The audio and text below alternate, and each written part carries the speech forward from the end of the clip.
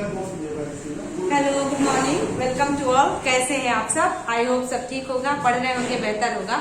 चलिएगा अपने टॉपिक पे आते हैं। जैसे कि लास्ट कई क्लासेस में हम सभी इन्वायरमेंट को कवर कर रहे हैं, तो इन्वायरमेंट में हम सभी ने पर्यावरण पढ़ा था। पर्यावरण के महत्व, संकल्पना, कारक, सब चीजों का अध्ययन हुआ था। सेकेंड लेसन हम लोगों का बायोम जीओम हुआ। उसके बाद हम लोगों ने पारिस्थितिकी को सीखा, और आज का जो हमारा चैप्टर चल रहा है वो पारिस्थितिक तंत्र हुआ है। पारिस्थितिक तंत्र का पहला क्लास हम सभी कंप्लीट कर चुके हैं। उसमें पारिस्थितिकी के तंत्र, पारिस्थितिकी के तंत्र के संकल्पना, पारिस्थितिकी तंत्र के महत्व, कार्य, इन सभी का अध्ययन हो चुका है। आज की क्लास में हम सभी पढ़ेंगे पारिस्थितिकी तंत्र के प्रकार, कितने प्रकार के पारिस्थितिकी तंत्र क्या होते हैं। और जैसा कि हम सभी ने सीखा था कि पारिस्थितिकी तंत्र क्या होता है, जीव जंतुओं, पादपों, जिसको हम सभी जीवधारी कहते हैं, उनके वातावरण के साथ अंतर संबंधों, सामंजस्य तथा उनके विकास का अध्ययन पारिस्थितिकी तंत्र में कहलाता है, जिसमें खाद्य जाल, खाद्य श्रृंखला, ऊर्जा का नियम, गति का नियम, ये सभी शामिल है। तो अब हम आज पढ़ेंगे हम सभी कि जलीय पारिस्थितिकी तंत्र में कौन कौन से पार्ट हैं, महाद्वीपीय पारिस्थितिकी तंत्र में क्या क्या होता है, स्थलीय पारिस्थितिकी तंत्र क्या होता है। तो पारिस्थितिकी तंत्र में हम सभी देखते हैं कि कैसे एक जीव, छोटा जीव बड़े जीव का आहार बनता है, और उससे बड़ा जीव उसको खाता है, उससे बड़ा जीव उसको खाता है। 10% ऊर्जा एक जीव से दूसरे जीव में रिलीज होती है। और कितने हम सभी ने जाने थे कि प्राथमिक उपभोक्ता होते हैं, द्वितीयक उपभोक्ता होते हैं, तृतीयक उपभोक्ता होते हैं, उत्पादक होते हैं, घटक होते हैं। तो इन सभी का जो आपस में जाल होता है, इन सभी का जो आपस में बैलेंस होता है, वही पारिस्थितिकी तंत्र के अंतर्गत अध्ययन में हम सभी पढ़ते हैं। तो बहुत ध्यान से इसको समझने का प्रयास कीजिएगा बच्चों, बहुत ही इम्पोर्टेंट है। तो पारिस्थितिकी तंत्र के प्रकार में हम सभी पढ़ेंगे। तो जिसको पारिस्थितिकी तंत्र को पारितंत्र भी कहते हैं, पारिस्थितिकी तंत्र को इकोलॉजिकल सिस्टम कहते हैं, और पारितंत्र को इकोलॉजी, पारिस्थितिकी तंत्र को इकोसिस्टम कहते हैं। तो आप वर्तमान समय में देख पा रहे होंगे कि पर्यावरण की समस्या, पर्यावरण का संकट, पर्यावरण का प्रदूषण आज के समय में कितना ज्यादा दुखदायी समस्या बनता जा रहा है। इसलिए पर्यावरण के क्वेश्चंस परीक्षा में बहुत पूछे जाते हैं। तो पारिस्थितिकी तंत्र के प्रकार में देखेंगे तो इसको कैसे बांटा गया है। तो इसको बांटा गया है निवास के आधार पे, और इसको बांटा गया है क्षेत्रीय आधार पर, और इसको आप सभी देख पा रहे हैं इको पॉइंट के आधार पर बांटा गया है। तो सबसे पहले हम सभी अध्ययन करने का प्रयास करेंगे कि निवास के आधार पर कैसा वर्गीकरण किया गया है। तो बच्चों इसको समझने का प्रयास करिएगा। निवास के आधार पे का मतलब कि किसी जीव जंतु का, किसी पौधे का, किसी पादप का वहां पर उगना, वहां पर अपना सर्वाइव करना, प्रकृति के साथ संतुलन स्थापित करना, या किसी जीव का वहाँ के वातावरण के साथ, वहाँ के जीव जंतुओं के साथ, वहाँ के आहार के साथ अपना बैलेंस स्थापित करना, उसके आधार पे कैसा पारिस्थितिकी तंत्र होता है उसको समझने का प्रयास करेंगे। तो देखिएगा यहाँ पे निवास स्थल के आधार पे पारिस्थितिकी तंत्र के कौन कौन से प्रकार हैं। तो इसको चार्ट ऐसे आप भी बहुत ही अच्छे से डायग्राम के रूप में बना लीजिएगा, क्योंकि परीक्षा में बहुत ही कॉम्प्लिकेटेड क्वेश्चंस आते हैं, कथन एवं कारक के क्वेश्चंस आते हैं, और निष्कर्ष के क्वेश्चंस आते हैं। तो ऐसे सीधे क्वेश्चन पूछे जाएंगे तो अच्छी बात है, लेकिन यदि अगर ऐसे कॉम्प्लिकेटेड कॉम्प्रिहेंसिव बेस्ड प्रश्न आते हैं तो उसको भी समझने के लिए बहुत ही अच्छे से अध्ययन करना होगा। तो निवास स्थल के आधार पर जो वर्गीकरण है उसमें हमारा पहला है महाद्वीपीय या पार्थिव पारिस्थितिकी तंत्र। अब पार्थिव वर्ड का मतलब ही होता है कि पृथ्वी। तो यहाँ पर आप देखिएगा, पृथ्वी का मतलब है यहाँ पर पृथ्वी पर रहने वाले जीव जंतुओं, पादपों का अध्ययन करना है, जिसको महाद्वीपीय भी कहते हैं। ठीक है ना। पूरे जैसे हम सभी ने पढ़ा था कि वायुमंडल हो गया, स्थल मंडल हो गया, जल मंडल हो गया, और सबका पूरा रूप क्या होता है, जैव मंडल होता है। तो जैव मंडल के कई सारे पार्ट्स हो जाते हैं। तो जो भी स्थल मंडल है पृथ्वी पर, स्थल मंडल में महाद्वीप जो है 7 महाद्वीप है, एशिया, अफ्रीका, उत्तरी अमेरिका, दक्षिणी अमेरिका, अंटार्कटिका, यूरोप और ऑस्ट्रेलिया। तो इन 7 महाद्वीपों पर कैसे पारिस्थितिकी तंत्र का वितरण हुआ है, और कैसे भौतिक दशाओं के आधार पर नेचर ने जीव जंतुओं को, पादपों को एक निश्चित वातावरण के तहत सर्वाइव करना सिखाया, तो उसके तहत क्या वर्गीकरण है। तो पहला हम सभी का है पार्थिव पारिस्थितिकी तंत्र या महाद्वीपीय पारिस्थितिकी तंत्र। ठीक है। तो यहाँ पर देखिए कह रहा है भौतिक एवं दशाओं एवं उनके जैविक समुदायों के आधार पर पारिस्थितिकी पार्थिव पारिस्थितिकी तंत्र को 4 भागों में बांटा गया है। ठीक है। तो 4 भाग कौन कौन से हैं? 4 भाग में देखिएगा, उच्च स्थलीय या पर्वत पारिस्थितिकी तंत्र है, दूसरा है निम्न स्थलीय पारिस्थितिकी तंत्र, और तीसरा है उष्ण रेगिस्तानी पारिस्थितिकी तंत्र, और चौथा है शीत रेगिस्तानी पारिस्थितिकी तंत्र। ठीक है, इसको अभी हम लोग समझने का प्रयास करेंगे, लेकिन पहले दूसरा देख लीजिए। तो पहला देखिएगा महाद्वीपीय या पार्थिव पारिस्थितिकी तंत्र हुआ। यहाँ पर पृथ्वी से रिलेटेड चीजें सीखी जाएंगी। पृथ्वी का मतलब हम स्थल मंडल की बात यहाँ कर रहे हैं, तो यहाँ पर एक बार यहाँ लिख सकते हैं आप, यहाँ स्थल मंडल की बात करेंगे। ठीक है, यहाँ पर अभी जल, पृथ्वी पर जल भी तो है यहाँ, लेकिन जल मंडल की बात नहीं हो रही है, यहाँ पर स्थल की भूतल की बात हो रही है। दूसरा प्रकार हो जाता है महासागरीय या जलीय पारिस्थितिकी तंत्र। ठीक है, अब यहाँ पर स्पष्ट हो जाता है जल मंडल की बात हो रही है। ठीक है, तो जल मंडल की बात हो रही है, यानी कि जो सागरीय महासागरीय पारिस्थितिकी तंत्र है उनके कौन कौन से वितरण है, उनके कौन कौन से उप प्रकार हैं, इसको देखना होगा।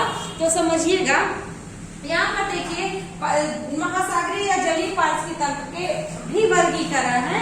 तो सागरीय पारिस्थितिकी तंत्र है और ताजे जल वाले पारिस्थितिकी तंत्र है। सागरीय पारिस्थितिकी तंत्र का मतलब ऐसे जल जो एक जगह इकट्ठा होने, एक जगह रुके होने की वजह से उसमें सोडियम क्लोराइड की मात्रा अधिक हो गई है और वे खारे के पानी के रूप में कन्वर्ट हो गए हैं, जिसको सागर या महासागर कहते हैं। ठीक है, इसके अंतर्गत भी बहुत सारे प्रकार हैं। कौन कौन से? तो देखिए, सागरीय में यानी कि रुके हुए जल में जो है उसमें कौन से हैं? खुले सागरीय पारिस्थितिकी तंत्र, मतलब जो महासागर खुला हुआ है। ठीक है, और दूसरा है तटीय ज्वालामुखी पारिस्थितिकी तंत्र, और तीसरा है प्रवाह भित्ति पारिस्थितिकी तंत्र। ठीक ना, इसको भी हम सभी अभी अच्छे से अध्ययन करेंगे, लेकिन पहले नाम से कोरिलेट कर लीजिए। इसके बाद ताजे जल वाले पारिस्थितिकी तंत्र में क्या है? यहाँ पर देखिए नदी पारिस्थितिकी तंत्र है, झील पारिस्थितिकी तंत्र है, जलाशय है और दलदल वाले पारिस्थितिकी तंत्र है। ठीक है, तो आप यहाँ देख पा रहे हैं कि पार्थिव या महाद्वीपीय पारिस्थितिकी तंत्र, जिसको स्थल मंडल कह सकते हैं, और दूसरा है महासागरीय या सागरीय या जलीय पारिस्थितिकी तंत्र, जिसको हम सभी जल मंडल कह सकते हैं। तो यहाँ पर आप देख पा रहे हैं जीव जंतुओं और कह सकते हैं पादपों के निवास स्थल के आधार पर इनका वर्गीकरण हुआ है। तो चलिएगा वन बाय वन समझने का प्रयास करते हैं। स्थल मंडल के जो पारिस्थितिकी तंत्र है उसको उच्च स्तरीय पारिस्थितिकी तंत्र या पर्वत पारिस्थितिकी तंत्र में बांटा गया है। तो यहाँ पर देखिएगा, उच्च स्तरीय पारिस्थितिकी तंत्र या पर्वत पारिस्थितिकी तंत्र का क्या मतलब है? जैसे जो ऊंचे ऊंचे पर्वत हैं, जैसे हिमालय हो गया, एटलस हो गया, आल्पस हो गया, बहुत सारे अरावली पर्वत, विंध्याचल पर्वत, अपने भारत के परिप्रेक्ष्य में देख गया, सतपुड़ा पर्वत। तो यहाँ पर जो भी पर्वत हैं उनके जो भी पारिस्थितिकी तंत्र है, वहाँ पर जो भी अनेक प्रकार के पौधे पाए जाते हैं, अनेक प्रकार के नए नए जीव जंतु पाए जाते हैं, उनका जो सर्वाइव करना है, उनकी जो आहार श्रृंखला है, उनका जो खाद्य जाल है, और कैसे किन परिस्थितियों में किन जलवायु में पनपते हैं, कहाँ पर मरुस्थलीय जलवायु पाई जाती है, कहाँ पर उष्णकटिबंधीय जलवायु। तो यहाँ पर देखिएगा उच्च स्थलीय पर्वत पारिस्थितिकी तंत्र। आपको एक तथ्य बताया गया था कि प्रति 1000 मीटर की ऊंचाई पर जाने पर 6 से 7 डिग्री सेल्सियस तापमान में कमी आती है। तो आप देख पा रहे होंगे, ऐसे जब वातावरण होता है तो जितने ऊंचाई पर जाता है इंसान उतना ही तापमान घटता बढ़ता रहता है। ठीक है, तो पहले घटता है फिर बढ़ता है, तो उसको ये तथ्य है। तो यहाँ पर देखिएगा, जब तापमान घटेगा तो जाहिर सी बात है कि पौधों को उतना तापक्रम नहीं मिल पाएगा और ऑक्सीजन की कमी होगी। तो इसका मतलब पौधे कार्बन डाइऑक्साइड को एब्जॉर्ब नहीं कर पाएंगे, रिलीज कम कर पाएंगे। तो यहाँ पर कैसे जीव जंतु हैं? यहाँ पर देखिए पर्वतीय बकरियां होती हैं, पर्वतीय भेड़ होते हैं, मृग होते हैं, बहुत सारे पर्वतीय भालू होते हैं, और बहुत सारे जो चीड़ है, देवदार है, ऐसे जो है पर्वत पर उगने वाले पेड़ होते हैं। तो उनका जो एक पारिस्थितिकी तंत्र होता है वो यहाँ पर क्या है? उच्च स्तरीय पारिस्थितिकी तंत्र में आता है। अब दूसरा देखने का प्रयास करेंगे हम सभी, निम्न स्तरीय पारिस्थितिकी तंत्र। तो निम्न स्तरीय पारिस्थितिकी तंत्र में मैदान हो गया, वन हो गए, ठीक है, झाड़ियां हो गई, और ये सब हमारे निम्न स्तरीय पारिस्थितिकी तंत्र में आएंगे। मतलब जो स्थल पर रहते हैं परंतु ऊंचे स्थान पर नहीं है, जैसे पर्वत उच्च स्थान पे है, पठार उच्च स्थान पे है, तो वहाँ की बात नहीं हो रही है। अब ऐसी की बात हो रही है जो धरातल पर एकदम सतह पर रहते हैं, जैसे हम सभी कह सकते हैं वन हो गया, तो वन धरातलीय वन हो गए, झाड़ियां हो गई, लेकिन ऐसे झाड़ी जो धरातल पर निवास करते हैं, न कि धरातल पर पनपते हैं ऐसे जीव जंतु, न कि पर्वत और पठार पर। तो उन सभी का निम्न स्तरीय पारिस्थितिकी तंत्र में होगा किस प्रकार के पौधे आते हैं। तो आपने इसको समझ लिया है कि यहाँ पर निम्न स्तरीय पारिस्थितिकी तंत्र में ऐसे स्थान को लिया जाएगा, ऐसे जीव जंतुओं को किया जाएगा। जो स्थल पर और धरातल पर निवास करते हैं, धरातल पर उगते हैं, उनकी आहार श्रृंखला, उनका खाद्य जाल क्या होगा। ठीक है, अब देखिएगा उष्ण रेगिस्तानी पारिस्थितिक तंत्र का मतलब है, यहाँ पर देखिए उष्ण मीन्स होता है गर्म और रेगिस्तानी मतलब होता है मरुस्थल। तो यहाँ पर गर्म मरुस्थल के प्रदेशों में, जैसे विश्व के कौन कौन से मरुस्थल है, तो बहुत है, अटाकामा का मरुस्थल है, थार का मरुस्थल है, सहारा रेगिस्तान है, तो ऐसे बहुत सारे रेगिस्तान और मरुस्थल है विश्व में। तो वहाँ के कैसे पौधे, तो सबसे पहला उदाहरण तो नागफनी का मिल जाता है। वहां पर नागफनी का जो होता है वो अपने आप को कांटों में परिवर्तित कर लेता है। तो आप देख पा रहे होंगे कीटभक्षी पौधे पाए जाते हैं जो नाइट्रोजन की कमी की वजह से, नाइट्रोजन की कमी की पूर्ति करने की वजह से कीड़े मकोड़ों को खाते हैं। तो उष्णकटिबंधीय में बहुत सारे ऐसे जीव होते हैं जो धरातल के नीचे स्थान पर, नीचे जगह बनाकर रहते हैं। क्यों? क्योंकि यहाँ पर देखिएगा ऐसे पौधे होते हैं जिनको पानी की बहुत कम आवश्यकता होती है, या तो आवश्यकता ही नहीं होती है, तो ये पानी की तलाश में अपनी जड़ें बहुत नीचे करते हुए चले जाते हैं। ऐसे पौधे, ऐसे जीव जंतु उष्ण रेगिस्तानी पारिस्थितिक तंत्र के उदाहरण होते हैं। यहाँ पर देखिएगा क्योंकि वहाँ की जो जलवायु होती है, दिन में तो बहुत गर्मी होगी और रातें वैसे दिन की अपेक्षा उतनी ही ठंडी होती है। ऐसा क्यों? क्योंकि जैसे दिन में बालू यानी रेत तापमान को एब्जॉर्ब करके गर्म हो जाता है, वैसे रात होते ही वह रेत तापमान को छोड़ देता है और फिर तापमान गिर जाता है, यानी कि ठंडा होने लगता है। तो यहाँ पर कैसे जीव जंतु होंगे जो दिन में तप्त वातावरण में अपने आप को सर्वाइव कर पाए, जीव जंतु पौधे, और वैसे रात में ठंड वातावरण में अपने आप को सर्वाइव कर पाए। तो आई होप आप ये समझ पा रहे होंगे कि उच्च स्तरीय पारिस्थितिक तंत्र क्या है, निम्न स्तरीय पारिस्थितिक तंत्र क्या है, उष्ण रेगिस्तानी पारिस्थितिक तंत्र क्या है। ठीक है, अब देखिएगा तो पार्थिव पारिस्थितिक तंत्र का एक चौथा उदाहरण शीत रेगिस्तानी पारिस्थितिक तंत्र, मतलब ऐसे जो शीत मरुस्थल विश्व में पाए जाते हैं। तो उस विश्व के शीत मरुस्थल में मतलब जहाँ पर ठंडक के प्रदेश है, जैसे टुंड्रा प्रदेश हो गया, टैगा प्रदेश हो गया, ध्रुवीय प्रदेश में हम कह सकते हैं, वहाँ के जो मरुस्थल है जहाँ पर हमेशा वातावरण, वहाँ की जलवायु हमेशा ठंडी बनी रहती है, तो वहाँ के जो जीव जंतु और वहाँ के जो जीव जंतु या पौधे होंगे, तो उनका अध्ययन यहाँ पर हम सभी करने का प्रयास करेंगे। तो शीत रेगिस्तानी पारिस्थितिक तंत्र में उन्हीं का अध्ययन किया जाता है जहाँ पर शीत वातावरण होता है, और वहाँ का जो पारिस्थितिक तंत्र होता है, वहाँ के कैसी वनस्पतियां होंगी, वहाँ पर कैसे जीव जंतु होंगे, कैसे उनका खाद्य श्रृंखला होगा, इसका अध्ययन हम सभी शीत रेगिस्तानी पारिस्थितिक तंत्र में करते हैं। तो आई होप बच्चों आपको समझ में आया होगा कि महाद्वीपीय पारिस्थितिक तंत्र या पार्थिव पारिस्थितिक तंत्र से कितने उदाहरण और कैसे कैसे कौन कौन से क्षेत्र, कौन कौन से पार्ट इसके अंतर्गत आते हैं। अब देखिएगा महासागरीय या जलीय पारिस्थितिक तंत्र। ठीक है, आगे हम सभी को पढ़ना होगा कि ऊर्जा का पिरामिड कैसा होता है, सागरीय जल का पिरामिड कैसा होता है, किसका पिरामिड सीधा होता है, किसका पिरामिड उल्टा होता है, भार का पिरामिड कैसा होता है, इन सभी का अध्ययन करेंगे। लेकिन पहले पारिस्थितिक तंत्र के प्रकार को समझना होगा। तो यहाँ पर देखिए महासागरीय या जलीय पारिस्थितिक तंत्र, जिसको जल मंडल कहते हैं। ठीक है, पृथ्वी के स्थल मंडल पर जो भी स्थल मंडल धरातल है, धरातल में पर्वत, पठार, मैदान, मरुस्थल सब कुछ आएगा। लेकिन जो जल है, तो जल के कई सारे प्रकार है। जमा हुआ जल हो सकता है, नदी हो सकता है, सागर हो सकता है, महासागर हो सकता है, तालाब हो सकता है, गड्ढा हो सकता है, सोते हो सकते हैं, ठीक है, झीलें हो सकती है, झरना हो सकती है। ये सभी महासागर के ही पार्ट हैं, और ये सभी जलीय पारिस्थितिक तंत्र में आएंगे। ठीक है, तो यहाँ मतलब जलीय जीव जंतुओं तथा जलीय पौधों की बात हो रही है कि कौन कौन से पौधे जल के अंतर्गत पाए जाते हैं, उनका कैसा एक पारिस्थितिक तंत्र, कैसा खाद्य जाल होता है, और कैसे वहाँ के जंतु, वहाँ के पौधे पनपते और विकसित होते हैं। ठीक है, तो यहाँ पर देखिएगा इसके अंतर्गत कौन कौन से पार्ट है। तो सबसे पहला है सागरीय पारिस्थितिक तंत्र। सागरीय पारिस्थितिक तंत्र मतलब आप कह सकते हैं रुका हुआ जल, ऐसा जल जो एक निश्चित स्थान पर रुके होने की वजह से खारा हो गया है,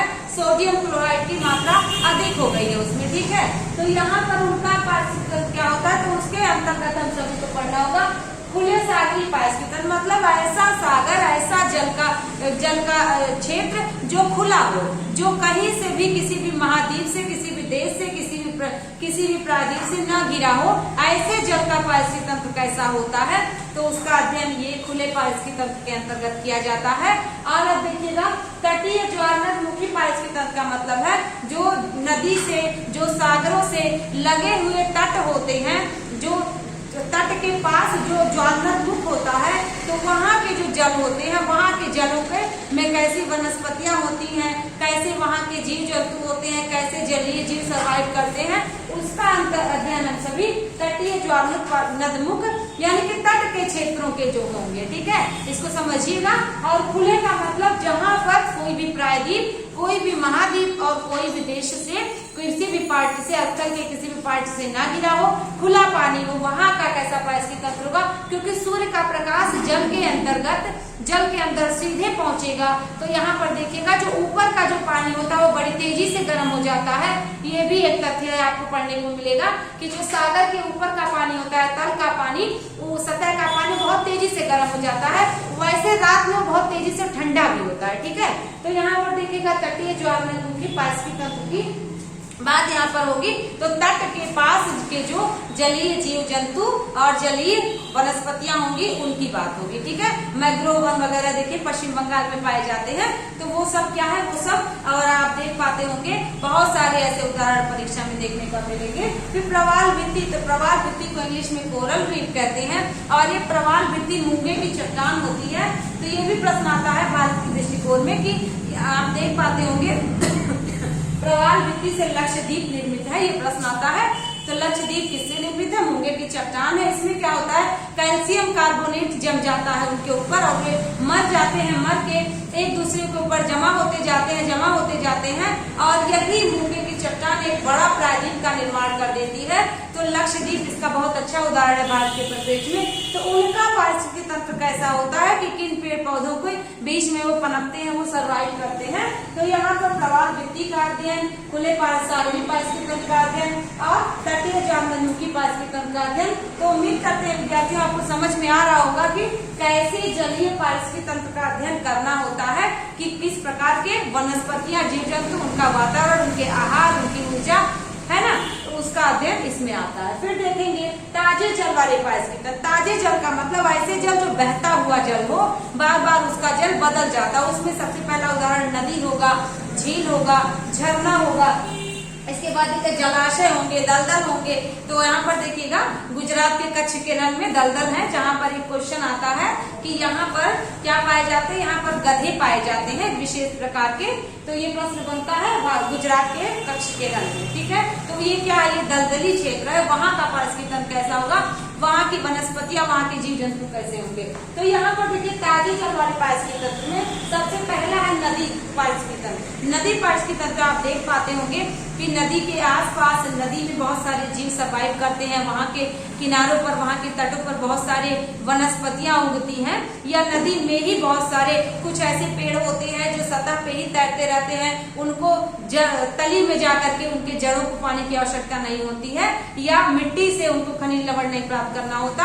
कई सारे पौधे ऐसे होते हैं जो नदी के सतह तक जाते हैं, फैलते हैं, या नदी की सतह पर फैलते हैं, सतह के किनारे तक। तो ये भी एक क्या है, वनस्पतियों का एक प्रकार है जो नदी में मिलता है। ठीक है, यहाँ पर देखिएगा झील पारिस्थितिक तंत्र में। तो झील पारिस्थितिक तंत्र में देख पाते होंगे कि जितनी भी झील है, सुपीरियर झील है, कैस्पियन सागर झील है ना, बहुत सारी झील है, चिल्का झील है। तो ये सब झील के अंतर्गत क्या क्या, कैसी वनस्पतियां, कैसे जीव जंतु होंगे, वो उसका अध्ययन करना होगा। जलाशय में आप जान पाते हैं, जलाशय का मतलब होता है तालाब हो गया, गड्ढा हो गया, रुका हुआ पानी हो गया, जिसको जलाशय कहा जाता है। ठीक है, तो यहाँ पर जलाशय के जल बदले भी जाते हैं, और जलाशय के जल, बहुत सारे जलाशय ऐसे होते हैं जो जमीन से सोते निकलते रहते हैं उसके। तो वहाँ पे कैसे जीव जंतु, कैसे वनस्पतियां पाई जाती हैं, उनका खाद्य जाल, खाद्य श्रृंखला क्या होता है। दलदल में तो मैंने आपको बता दिया कि दलदल भूमि क्या होती है, जहाँ पर क्या होता है, जहाँ पर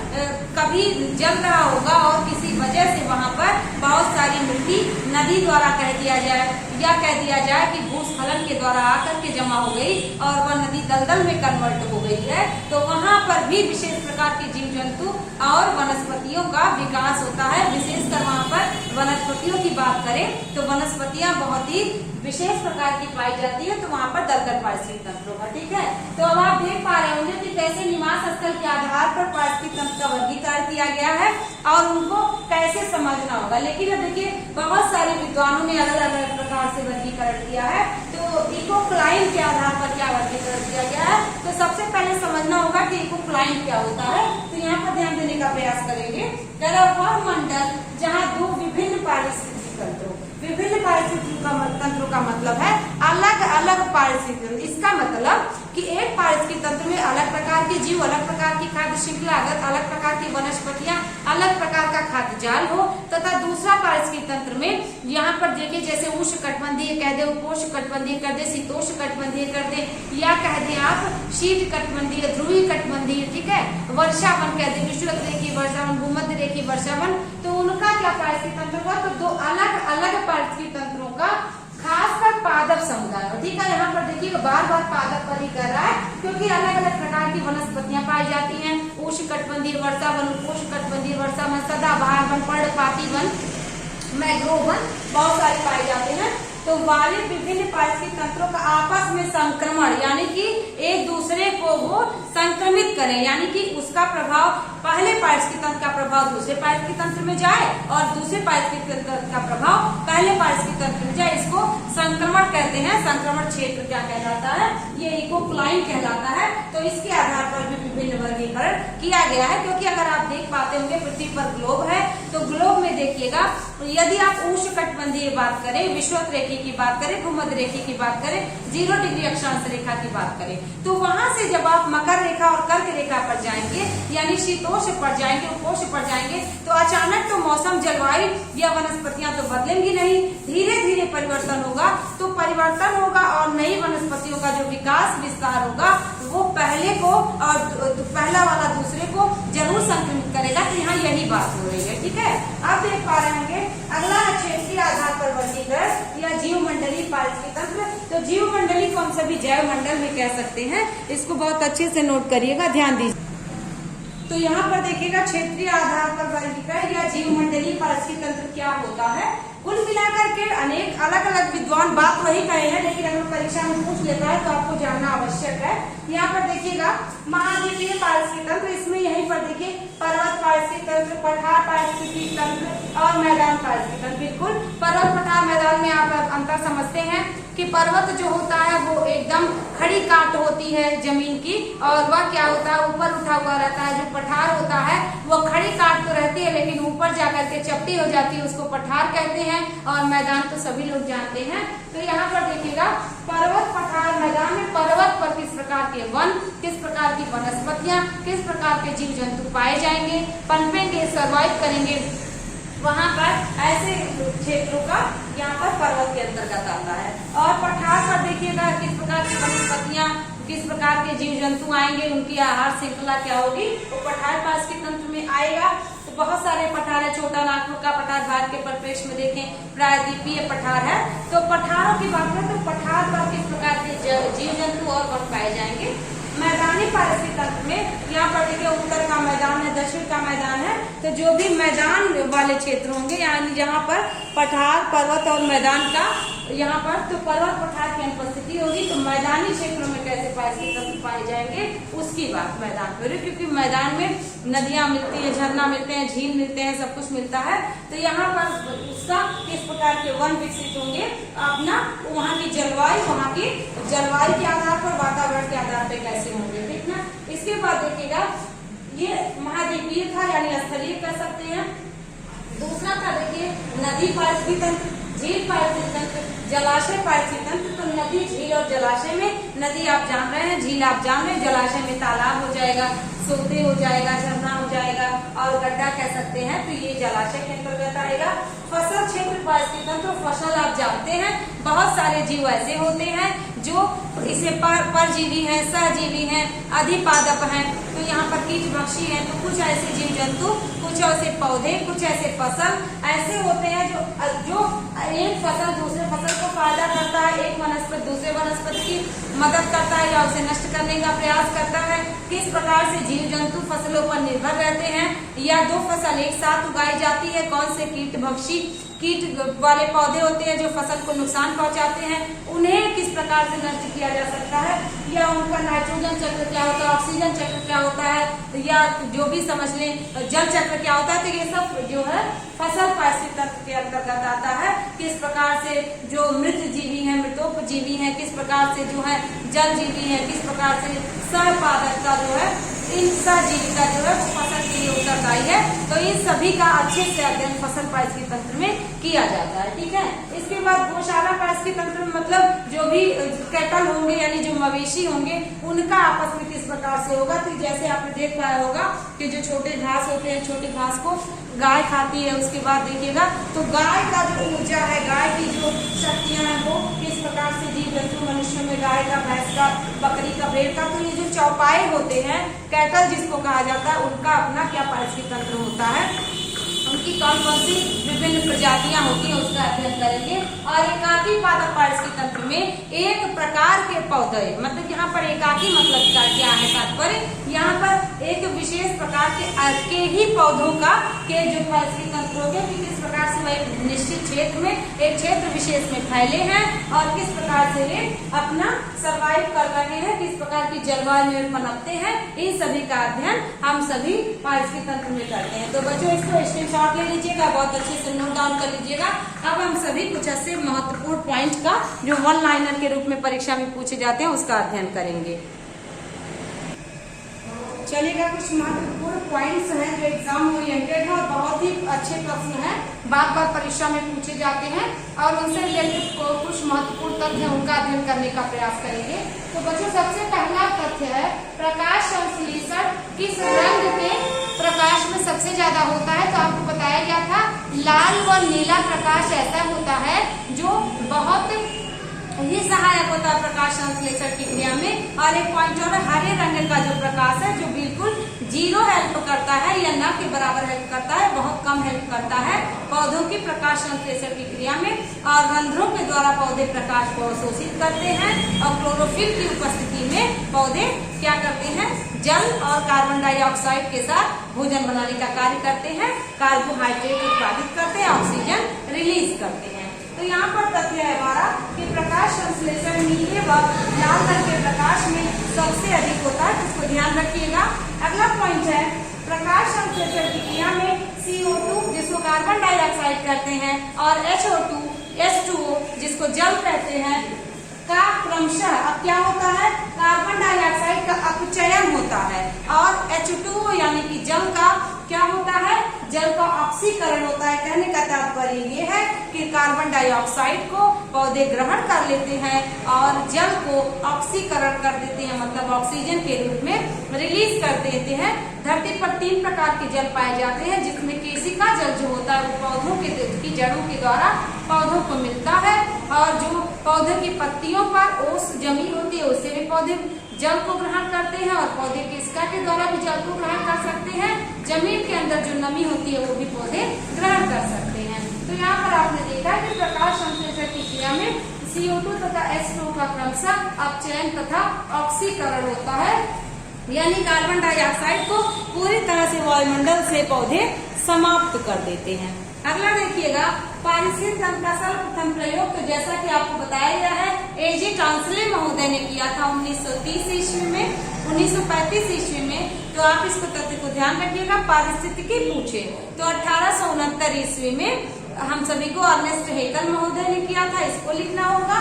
और यदि पूछे कि पारिस्थितिक तंत्र का प्रयोग तो यहाँ पर A.G. टॉन्सले महोदय 1935 में किए थे। अगला पॉइंट देखिएगा, कह रहा है वे जंतु जो दूसरे जंतुओं का शिकार करके अपना भोजन स्वयं प्राप्त करते हैं वह प्रीडेटर्स कहलाते हैं। तो प्रीडेटर्स क्या है, तो वे जंतु जो जीव जंतुओं का शिकार करके अपना भोजन प्राप्त करते हैं, उसमें भेड़िया हो सकता है, भालू हो सकता है, शेर हो सकता है, बहुत सारे ऐसे जीव हो सकते हैं जो किसी भी जीव जंतु का शिकार करके अपना भोजन प्राप्त करेंगे। उन जीव जंतुओं को यानी उन जानवरों को, उन जंतुओं को हम सभी प्रेडेटर्स कहेंगे, इसको ध्यान रखिएगा। अगला देखिएगा, किसी भी पारिस्थितिक तंत्र में एक निश्चित समय में अजीवी अजीवीय पदार्थ यानी अजीवीय पदार्थ का मतलब है भौतिक तत्वों की बात कर रहा है जिसमें जीवन की मात्रा या जिसमें जीवन नहीं पाया जाता है। यदि जीवन पाया जाता है तो उसको जैविक का नाम दिया जाता है। तो यहाँ पे क्या कह रहा है, यहाँ पे तथ्य ये है कि किसी भी पारिस्थितिकी तंत्र में वह जलीय हो, स्थलीय हो, सागरीय हो, कोई भी हो, नदी हो, झील हो, तो उसमें एक समय, एक निश्चित समय में, एक ड्यूरेशन में क्या होगा, अजीवीय पदार्थ की मात्रा को खड़ी अवस्था की संज्ञा प्रदान की गई है। अजीवीय पदार्थ का मतलब जो पदार्थ, जो पोषक तत्व जो जमीन के अंदर मिलता है खनिज लवण के रूप में, जो या जो प्रकृति में विद्यमान है लेकिन उसमें जीवन नहीं पाया जाता है, उसमें मृदा हो गया, भूकंप हो, उसमें चट्टाने हो गए, उसमें ग्लेशियर हो गए, उसमें खनिज लवण हो गए, तो उन सभी को क्या कहते हैं, अजीवीय पदार्थ को खड़ी की मात्रा को खड़ी अवस्था स्टैंडिंग स्टेट की संज्ञा प्रदान की जाती है। तो स्टैंडिंग स्टेट क्या है, तो यहाँ पर हो जाएगा कि किसी भी पारिस्थितिकी तंत्र में एक निश्चित समय में अजीवीय पदार्थ को खड़ी अवस्था कहा जाता है। अगला पॉइंट है पारिस्थितिकी विज्ञान में ऊर्जा मापने की इकाई क्या है, या कह दिया जाता है पारिस्थितिकी तंत्र पर धरातल पर ऊर्जा का एकमात्र स्रोत क्या है, तो एकमात्र स्रोत सूर्य है।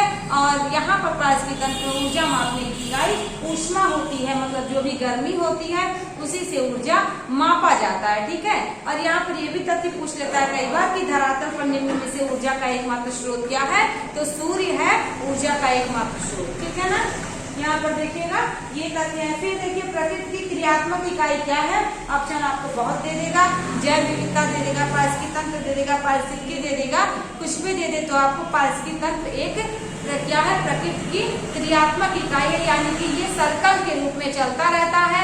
पहले आता है, फिर दूसरे जीव के माध्यम से, तीसरे जीव के माध्यम से, चौथे जीव के माध्यम से फिर जमीन में चला जाता है, फिर उसका अपघटन होता है, फिर से प्रकृति उसको कहीं ना कहीं फिर से वातावरण में लाती है, उसके बाद फिर उसको कोई जीव, दूसरा जीव, तीसरा जीव उसको यूज करता है। तो ये क्या है, ये क्रियात्मक इकाई है जिसमें जीव जंतु, मनुष्य, पादप ये सभी आते हैं, क्रिया करते हैं और अपघटन के द्वारा समाप्त होकर के फिर से प्रकृति में मिल जाते हैं, ठीक है। तो यहाँ पर यही कहा कि प्रकृति की एक क्रियात्मक इकाई क्या है, पारिस्थितिकी तंत्र है। ओके, अगला देखिएगा, अब प्रश्नों की बात आती है कि कैसे प्रश्न परीक्षा में पूछे गए हैं या कैसे प्रश्न परीक्षा में पूछे जा सकते हैं। तो तथ्यात्मक प्रश्न तो पूछे जा सकते हैं। तथ्यात्मक प्रश्नों के अतिरिक्त बहुत सारे ऐसे प्रश्न पूछे जा सकते हैं जो आपके मात्र कॉमन सेंस पे बेस्ड हो। तो दोनों प्रकार के प्रश्नों को हल करने का प्रयास करेंगे। देखिएगा पहला प्रश्न यहाँ पे कह रहा है पारिस्थितिकी तंत्र में क्या होता है। तो पारिस्थितिकी तंत्र आप देख पाते हैं कि पारिस्थितिकी तंत्र के कितने पार्ट हैं। तो पारिस्थितिकी तंत्र के बहुत सारे पार्ट हैं, जिसमें है उत्पादक है, उपभोक्ता है, अपघटक है। तो उत्पादक में क्या आएंगे, इसको हम सभी खाद्य जाल खाद्य श्रृंखला में और अच्छे से पढ़ेंगे। तो उत्पादक में आएंगे घास हो गया, छोटी झाड़ियां हो गई, छोटे पौधे हो गए, ये सब उत्पादक में आएंगे। और उपभोक्ता में प्राथमिक स्तर के उपभोक्ता, द्वितीयक स्तर के उपभोक्ता, तृतीयक स्तर के उपभोक्ता। तो प्राथमिक स्तर में शाकाहारी, द्वितीयक में मांसाहारी और तीसरे में उच्च मांसाहारी आएंगे, ठीक है। और अपघटक में सूक्ष्म जीव आते हैं जो प्रकृति की चीजों को नष्ट करके प्रकृति में विलीन करने का काम करते हैं और क्या करते हैं, वो चक्रीकरण उसका होता रहता है। तो प्रकृति में पारिस्थितिकी तंत्र में तत्वों का चक्रीकरण होता रहता है। और अब देखिएगा प्रश्न क्या है, ऊर्जा व खनिज दोनों को लाभ होता है। तो यहाँ पर देखिएगा ऊर्जा व खनिज दोनों को लाभ बिल्कुल नहीं, खनिज तो नष्ट होंगे ना। ऊर्जा का लाभ तो होगा, लेकिन दोनों का लाभ, ऊर्जा का लाभ होगा, खनिज का लाभ होगा। लेकिन अब दूसरा देखते हैं, ऊर्जा की हानि परंतु खनिजों को लाभ, बिल्कुल गलत, ये गलत है। इसके बाद देखिए ऊर्जा का लाभ परंतु खनिजों की हानि, बिल्कुल ऊर्जा का लाभ होगा, यानी ऊर्जा तो प्राप्त किया जाएगा लेकिन खनिज समाप्त कर दिए जाएंगे। खनिज लवण का उपयोग किया जाएगा, फिर से वो प्रकृति बनाएगी, उसके बाद ही मिलेगा। लेकिन ऊर्जा को नष्ट नहीं किया जा सकता है, ऊर्जा को फिर से उत्पादित नहीं किया जा सकता, तो वैसे ऊर्जा को नष्ट भी नहीं किया जा सकता है। तो यहाँ पर यही तथ्य है, कह रहा है पारिस्थितिकी तंत्र में इकोलॉजिकल सिस्टम में क्या होता है, ऊर्जा व खनिज दोनों का लाभ बिल्कुल नहीं, ऊर्जा का लाभ होता है, खनिजों की हानि होती है। तो इस वजह से हमारा पहला ऑप्शन गलत हो जाएगा। ऊर्जा की हानि, खनिजों का लाभ बिल्कुल नहीं, ऊर्जा का लाभ होता है, खनिजों की हानि होती है, क्योंकि खनिज नष्ट किए जाते हैं, ठीक है। तो ये गलत हो जाएगा। तीसरा देखिएगा ऊर्जा का लाभ परंतु खनिजों को हानि, बिल्कुल सही, यही हमारा सही है। ऊर्जा का लाभ होता है लेकिन खनिजों की हानि होती है, क्योंकि खनिज और खनिज लवण पोषक तत्व ये सभी उपयोग करके समाप्त कर लिए जाते हैं, इसलिए खनिजों की हानि होती है। फिर अगला ऑप्शन है ऊर्जा व खनिज दोनों की हानि, तो यहाँ पर ये गलत हो जाएगा, ठीक है। और हमारा ये सी ऑप्शन करेक्ट है। पारिस्थितिक तंत्र में ऊर्जा का लाभ परंतु खनिजों की हानि होती है, ठीक ना। आगे बढ़िएगा, अगला प्रश्न है निम्नलिखित जलवायु कारकों में से, जलवायु कारक आप सभी ने पढ़ रखा है।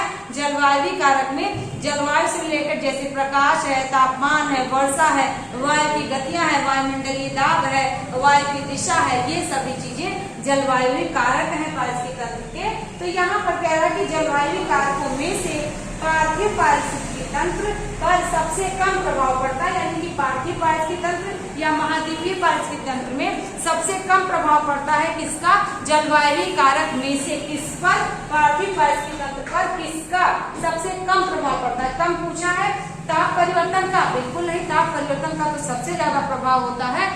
यदि आपने देखा होगा दीर्घ प्रकाशी पौधे, अल्प प्रकाशी पौधे, और आपने देखा होगा अत्यल्प प्रकाशी पौधे, मंद प्रकाशी पौधे या निर प्रकाशी पौधे। तो मतलब क्या है कि पौधे अलग अलग प्रकार के हैं कि जिनको प्रकाश की बहुत आवश्यकता है, कम आवश्यकता है, थोड़ी आवश्यकता है, या न कम न ज्यादा आवश्यकता है। बहुत सारे ऐसे जो आपने जैसे टमाटर, काली मिर्च पढ़े तो उसको एकदम प्रकाश की आवश्यकता नहीं होती है। तो ऐसे पौधे जब उनको प्रकाश की आवश्यकता होगी, प्रकाश नहीं मिलेगा तभी भी नष्ट हो जाएंगे, और प्रकाश की आवश्यकता नहीं होगी, कम प्रकाश की आवश्यकता वाले स्थानों को, पौधों को अत्यधिक प्रकाश वाले पौधों के साथ अगर कर दिया जाए तो भी नष्ट हो जाएंगे।